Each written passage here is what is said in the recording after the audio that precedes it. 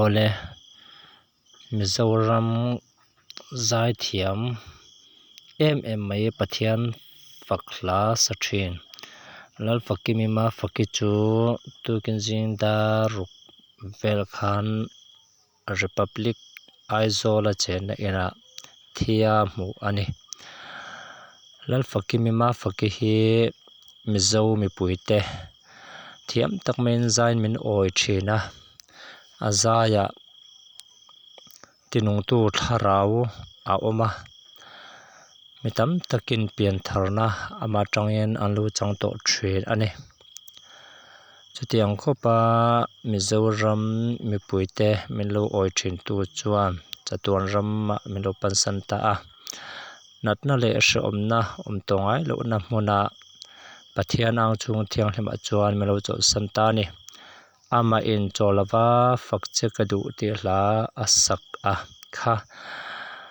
chawl ngai to lo na hmun pathian a fak thin nena chuan chatuanin pathian a fak to dawn ani ama hi ami mal tak po in ka ui khop maya